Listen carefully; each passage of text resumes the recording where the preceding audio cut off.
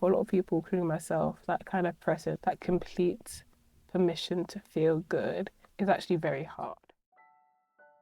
Upon reflection, you can see up my nose, my soul, my future, and my past. So I apologize in advance for the angle. But this is a very good video, so please watch to the end.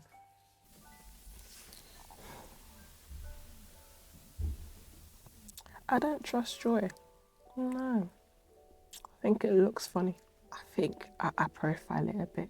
And what led me to think this is that I believe that most of us are good at feeling bad, right? And melancholy it's aesthetic. I've purposely picked songs specifically so I can cry. An honorable mention is the song that Lincoln died to in the 100. Really like that song. And I think the issue is that we know how to sit with sadness, or at least I know how to sit with sadness. Or at least we should be able to process like grief, anxiety, and depression. But joy, I think that's tough. It reminds me of when people win the lottery. They win the lottery and then in 5 years, broke. By some mysterious means, just completely broke. They have all this, I know money ain't objectively good, but let's say all this goodness that could, really elevate their life and make themselves feel good and be good and everything. And then next thing you know, broke. Even the idea of affluenza. So if you've watched TV shows like Succession, you've got a really rich family, and it's always that one sibling, one typically son, that's an addict. Again, they're given so much that should be good, if that makes sense, like a lot of stability, at least from Maslow's hierarchy of needs. You've got food, shelter, them things there, but ultimately that still leads them towards, negativity or addiction in this case, right? And I think, though not entirely, adjacently perhaps, I think joy is very similar to that, in that we know joy is good, but sometimes it can be hard to fully enjoy joy at times. And I don't think it's just because we have a depression pandemic, by the way. Let me explain. So this all came from Zara Larsson's Midnight Sun. It's a very loud pop song, so reduce the volume when you listen to it, but it's a very good song. And when looking at the actual lyrics, besides, dancing to it, I think it says a lot about the specific, almost uncomfortable feeling of allowing yourself to finally be joyful.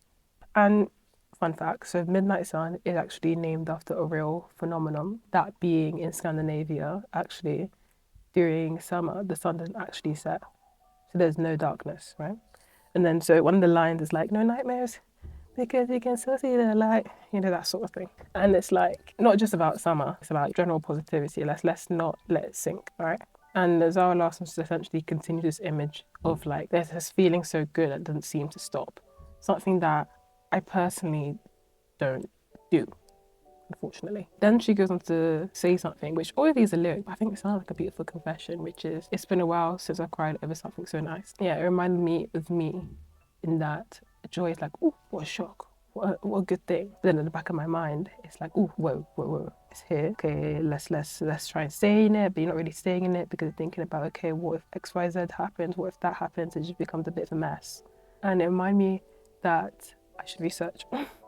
So I researched it, and there's this sort of phenomenon that researchers have been studying ever so recently. Not just the main things like anxiety, depression. Something a bit strange, which is the fear of happiness, feeling that joy is temporary and therefore can't be fully trusted. That things are good right now, something is probably coming. Yeah, sense of impending doom. That's what I have a lot of the time. That letting yourself feel good, it can just be a bit of naivete. How can you feel so good knowing that this is falling apart, that that's happening on the other side of the world, that how can you let that happen? That it's like a guard being lowered that might cost me. And this is a thing that sort of tends to form early, in environments where good things were inevitably followed by bad things, or you're more hyper aware of it.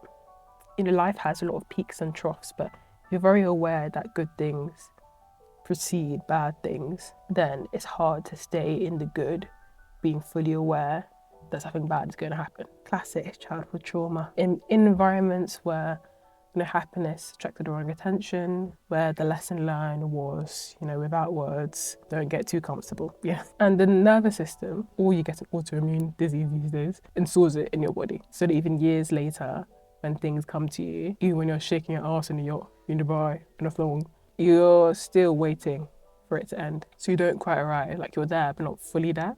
You're present enough to enjoy it, but not enough to let it in. And I think that's why I like the song Midnight Sun so much. Like I find it like very quietly radical in a way, because the whole song is about like arriving fully without the guard up, without like one eye on the exit. The lyrics are very like, in retrospect, because I wasn't listening to the lyrics too much. I think I was just dancing before. Like some of the lyrics being like, you know, connected, I'm so in touch with it all. You know, feel protected by the moon, the stars. Like she's not watching the moment from a slight distance, being like, okay, have your rest, have a break now, things are coming soon. She's fully in it, barefoot in the grass, like wind in her hair, twerking the entire song incessantly. And that's not a small thing. For a lot of people, including myself, that kind of present, that complete permission to feel good is actually very hard. I feel like the Midnight Sun is a good metaphor for it, because I feel like the fear of happiness, it's just ultimately the fear of the darkness that will follow. But in this case, with Midnight Sun, it's permanent light. And that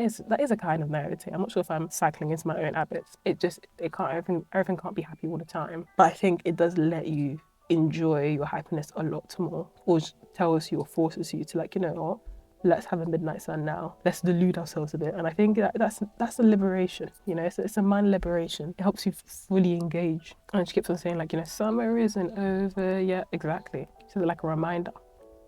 So in conclusion, from this mini TED talk, I don't trust joy, but I want to learn to trust joy a bit more.